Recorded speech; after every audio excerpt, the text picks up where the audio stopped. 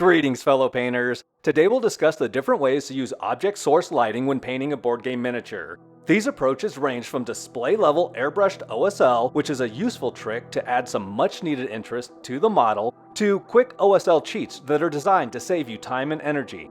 I'll cover in detail how I painted the blue OSL on this female barbarian character, which falls more into the quick OSL category that was done to save me a bunch of time painting the backside of the model. Welcome to Trehane Miniatures. For this miniature, as with most of the miniatures that I paint, I'm starting with a pure black primer. I decided to add a moonlight glow to the miniature to tie her in with the rest of the pieces from this particular game. This game has a mechanism that plays on darkness, giving players different abilities when standing in darkness than when their character is standing in light. I thought it would be a cool idea to paint all of the characters and monsters for this game as if the front half of the miniature was very well lit and the back half of the miniature was illuminated only by moonlight.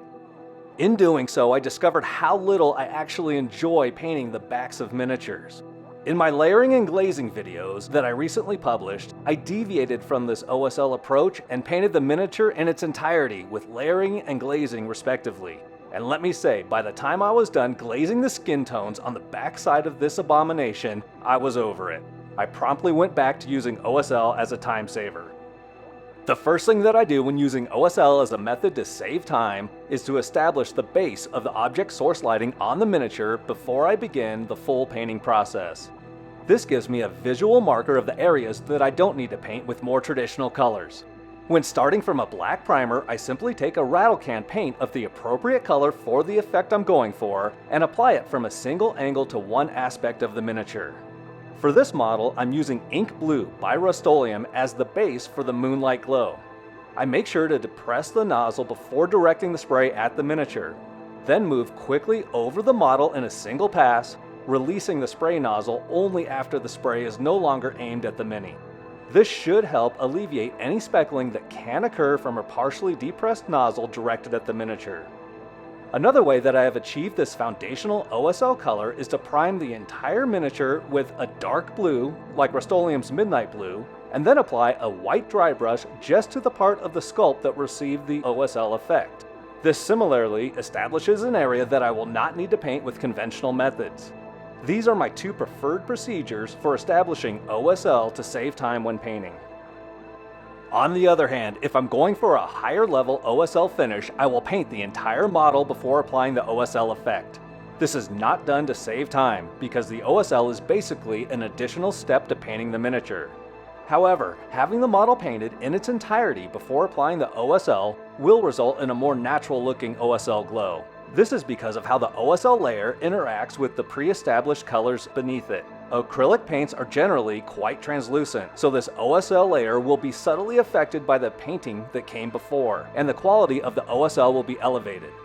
I generally prefer to establish the foundation for this OSL through an airbrush using a very translucent paint such as a dark contrast paint like Leviathan Blue or an acrylic ink.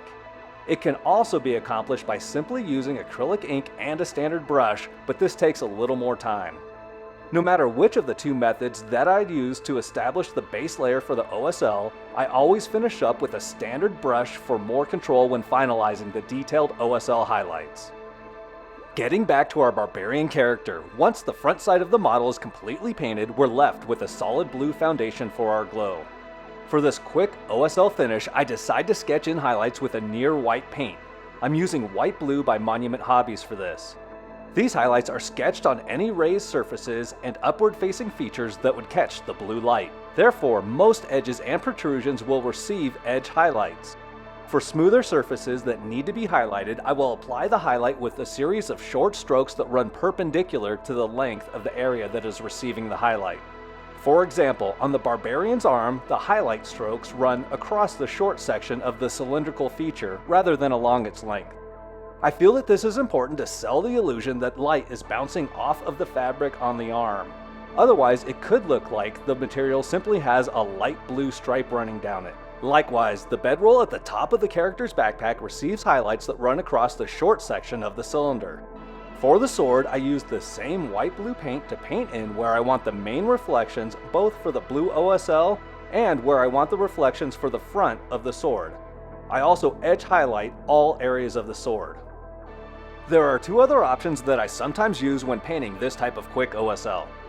As stated earlier, I sometimes start with a white dry brush to create the highlights quickly on one side of the Mini, in which case I use a speed paint such as Beowulf Blue to finalize the OSL effect.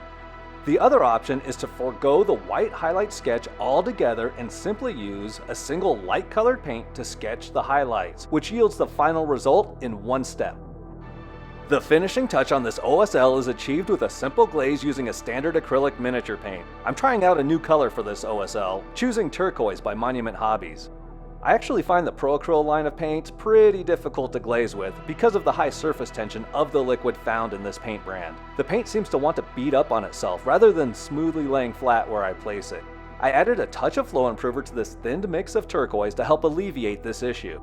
Flow improver is essentially a surfactant which reduces the surface tension of liquids, so it shouldn't beat up as much now. I apply this evenly to all highlights on the back side of the Mini, adding a second coat where I feel it's necessary to increase the depth of color. On the sword, I only paint the turquoise where the blue light would hit the shiny metal. I'm not glazing a transition between the bright highlight and the shadow area on the back side of the blade. This is a simple OSL effect that isn't the main focal point of the piece. For the other parts of the sword, I use steel blue to glaze in a more gradual transition between the brightest highlights and the shadow area of the sword.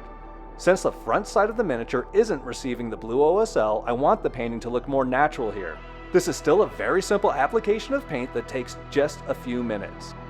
This blue OSL adds some interest to the piece and works well to complement the oranges found in the model's clothing and hair. However, I primarily apply this to save some time and to alleviate the boredom that I often experience when painting the backside of a miniature.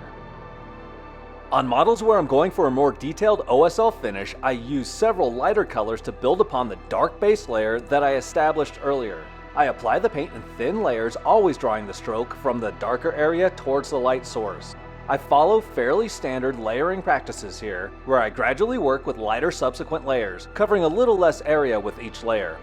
I make sure that the brightest part of the painted OSL effect is a step or two darker than the light source. I want to make sure that it looks like the model is being hit by this light and is not emanating the light. This holds true for all surfaces except for very shiny mirrored surfaces, which can actually reflect the light at its full brightness. Painting OSL in this fashion is done solely to elevate the finish of the model. It isn't a time saver, but it is an effective way to work in some interesting color choices that aren't necessarily represented in the core features of the model. It's something that I will continue to use, especially on models that have just a few colors in their scheme, like Cthulhu or Hulk. This is also an approach the Big Child Collective uses to great effect in their chibi minis that they paint for the United series. This blue backlight is completely unnecessary to the overall paint scheme of the model, but it sure makes the finished product pop. If you would like to see more OSL tutorial videos, please let me know in the comments down below. If you never want to see another OSL video again, then this is probably a good time to unsubscribe from the channel. I'm kidding. Please don't unsub. Thank you so much for watching. Please hit the like button and subscribe to the channel to join our growing community of painters.